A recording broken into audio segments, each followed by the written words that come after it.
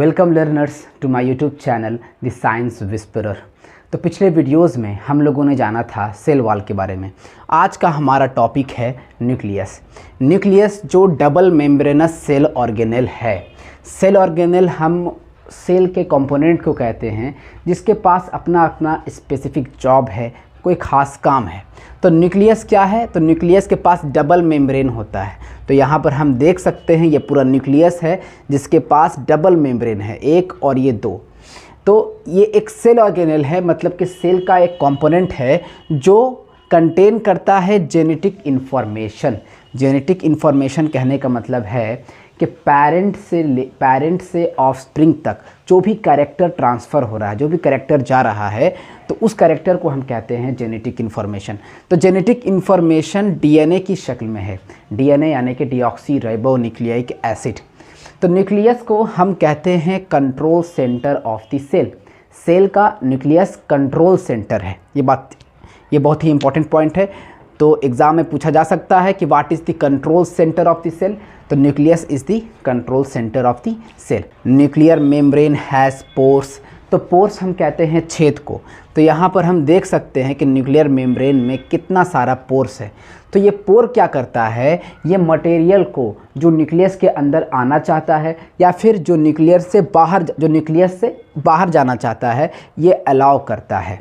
The nuclear membrane has pores which allow the transfer of material from inside the nucleus to its outside. Yes, this is the nucleus and there is a pores and chromatin material. तो यहाँ पर chromatin material है जिसको हम आगे जानने वाले हैं। DNA deoxyribonucleic acid। DNA हम किसे कहते हैं? DNA molecules contain the information necessary for constructing and organizing cells। जैसे कि डॉग का हम एग्ज़ाम्पल लेते हैं, तो डॉग का जो प्रोजेनी है, जो ऑफस्प्रिंग है, उसका स्ट्रक्चर कैसा होगा? ये डॉग के पेरेंट से आया डीएनए की शक्ल में डॉग के पास, और डॉग में सेल का ऑर्गेनाइजेशन कैसा होगा इसका डिसाइड करता है डीएनए। डॉग कैसा होगा, इसके पास कितना पैर होगा, कितना आँख होगा, ये सब डिसाइड करेगा कौन? डीएनए। अगर डीएनए ना हो तो पता चला कि डॉग का ऑफस्प्रिंग निकल गया कैट। तो डॉग का ऑफस्प्रिंग डॉग ही होता है, कैट तो नहीं होता है। तो ये चीज़ जो रोकता है ऐसा करने से कि किसी का ऑफस्प्रिंग सिमिलर टाइप दिखे अपने पेरेंट से, तो ये चीज़ को करता है डीएनए। डीएनए इंफॉर्मेशन कैरी करता है कि पेरेंट का क्या कैरेक्टर था, और वो कैरेक्टर अपने ऑफस्प्रिंग तक पहुंचाता है, पेरेंट से ऑफस्प्रिंग तक पहुंचता है डीएनए की शक्ल में। तो DNA contain the information necessary for constructing and organising cells. तो सेल को कैसे कंस्ट्रक्ट करना है, कैसे ऑर्गेनाइज करना है, ये इंफॉर्मेशन सारा डीएनए के पास होता है। डीएनए के हम फंक्शनल सेगमेंट को, सबसे छोटे यूनिट को हम कहते हैं jeans. DNA is present as a part of chromatin material। DNA जो chromatin material का पार्ट होता है, तो chromatin material का दो पार्ट है, एक है DNA और एक है हिस्टोन प्रोटीन। तो chromatin material जो हमें दिखता है entangled mass of thread like structure. Entangled यानी कि उलझा हुआ। तो यहाँ पर हम देख सकते हैं क्रोमैटिन फाइबर यानी कि क्रोमैटिन मटेरियल जो उलझा हुआ स्ट्रक्चर है धागा नुमा, जिसे हम कहते हैं क्रोमैटिन मटेरियल। तो क्रोमैटिन मटेरियल जब सेल डिवाइड नहीं कर रहा होता है तब क्रोमैटिन मटेरियल हमें entangled mass of thread like structure दिखता है, धागा नुमा उलझा हुआ स्ट्रक्चर दिखता है। जब सेल डिवाइड करता है, whenever the cell is about to divide, जब सेल डिवीज़न होता है तो ये क्रोमैटिन मटेरियल क्रोमोज़ोम में चेंज हो जाता है। क्रोमोज़ोम जो रड लाइक स्ट्रक्चर है, रड शेप्ड स्ट्रक्चर है क्रोमोज़ोम, जब सेल डिवाइड करता है तब क्रोमैटिन फाइबर क्रोमोज़ोम में चेंज हो जाता है। क्रोमोज़ोम जो बना हुआ होता है डीएनए और प्रोटीन का, तो क्रोमैटिन मटेरियल भी डीएनए या प्रोटीन का बना हुआ है, और क्रोमोज़ोम भी जो क्रोमैटिन फाइबर ही से आया है तो वो भी डीएनए और प्रोटीन से बना हुआ होगा। Now we have to learn prokaryotic and eukaryotic organism. तो प्रोकार्योटिक की बात करें तो प्रोकार्योटिक बना है दो शब्द, प्रो और कार्योन, ये सब ग्रीक वर्ड हैं। और यूकार्योटिक बना है दो शब्द, दो ग्रीक वर्ड, एक यू और एक कार्योटिक। तो प्रोकार्योटिक, प्रो का मतलब होता है प्रीमिटिव, और कार्योटिक कार्योन से बना है जिसका मतलब होता है nucleus, primitive nucleus. Prokaryotic organism के पास न्यूक्लियस नहीं होता है। और यूकार्योटिक, यू का मतलब गुड, और कार्योटिक कार्योन से बना है जिसका मतलब होता है न्यूक्लियस, गुड न्यूक्लियस, इसके पास न्यूक्लियस होता है।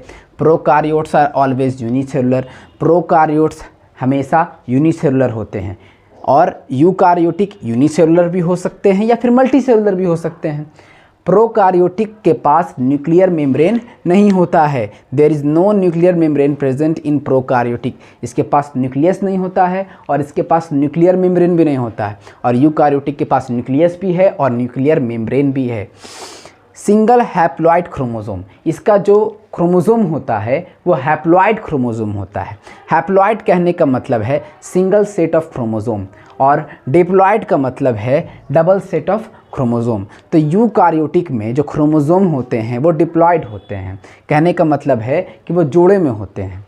Membrane bound cell organelle are absent, prokaryotic organism में मेम्ब्रेन बॉन्ड सेल ऑर्गेनेल जैसे कि गोल्जी बॉडी, लाइसोसोम, ये सब मेम्ब्रेन बॉन्ड सेल ऑर्गेनेल हैं, तो ये सब प्रोकार्योटिक में नहीं पाए जाते हैं। और यूकार्योटिक में जितने भी मेम्ब्रेन बॉन्ड सेल ऑर्गेनेल है सारे पाए जाते हैं।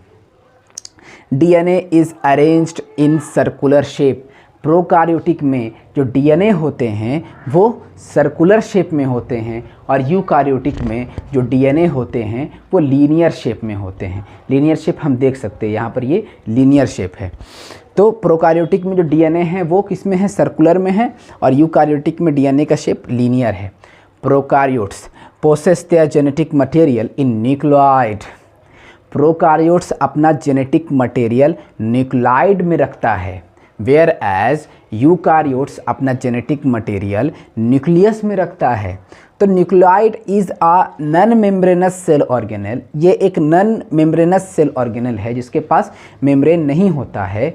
तो nucleoid is a non membranous cell organelle in which prokaryotes assemble their genetic material. तो वो न्यूक्लियोइड वो नॉन मेम्ब्रेनस सेल ऑर्गेनेल है जिसमें प्रोकार्योट्स अपना जेनेटिक मटेरियल रखते हैं। तो इसका एग्जाम्पल क्या है, जितने भी बैक्टीरियाज हैं वो सारे प्रोकार्योट्स होते हैं, और आँखें भी।